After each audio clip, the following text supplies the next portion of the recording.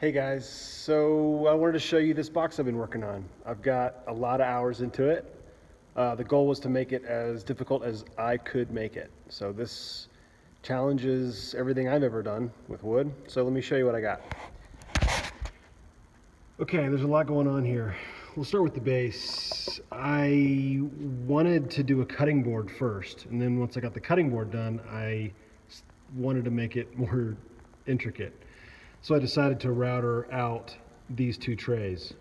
This is oak inlaid with walnut.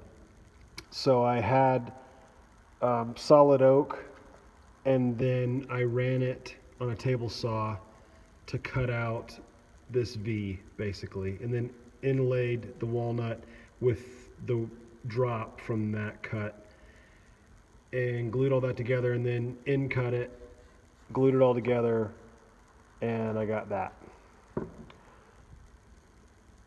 Then here's the bottom, routed out just to make it a little lighter.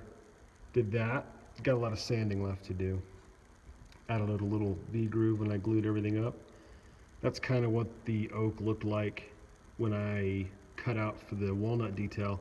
I did the same with the walnut and laid in oak strips, 1/4 inch thick oak.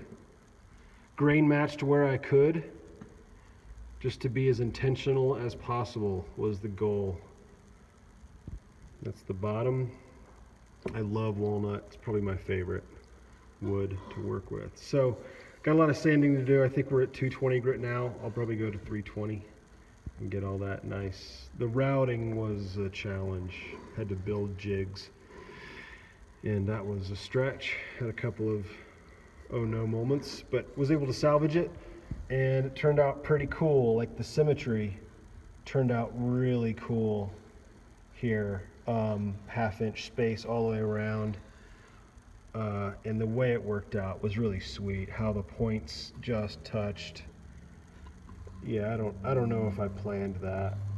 I would say it wasn't conceptualized, but it was created by me. Here's the lid. This was a challenge too. I hadn't done a lot of compound miters, but I wanted something with a profile on it, right? So that was a challenge. And the walnut inlay with the walnut border here. And the cool part is I thought about what to do for the inset. So here's what I got. A couple of mistakes, but hey, it's not perfect. But I ran a router in here, which was a challenge in and of itself because of the angle. Anyway, but there's a little 1/4 inch lip in there.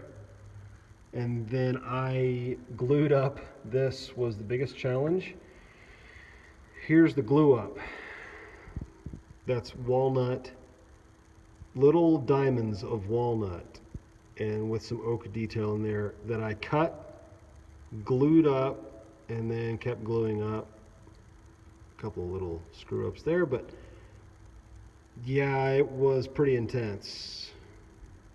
So those are just diamond cuts of walnut. And then wrapped it all in oak. This is little 1/4 inch oak strips that I cut, and that was a pain. That was a real pain to get it good. Oh man. But here's the top, or the other side. I wanted to leave some relief, some detail. I didn't want to sand it all smooth, because you can hide a lot with a round over, as you know. But I did round overs where I thought it would look cool, and left crisp edges where I thought it would look cool. And the way this sits in is pretty trick. It's unique, so it's not exactly square. Oh, it goes in actually this way. And it's pretty snug. So it fits in. Really snug. So I wanted to leave a little lip here, so you knew that was intentional. But then on the underside, it fits nice and smooth all the way around. So it looks like that on the lid. Cool, huh? Underside of the lid. So this will go together. I still haven't found the perfect hardware yet, but when I do, I don't know, brass, what do you think, pewter? I don't know. I'll put little feet on it maybe, I don't know. But that's where I'm at right now. Still got more sanding to do. Love you guys.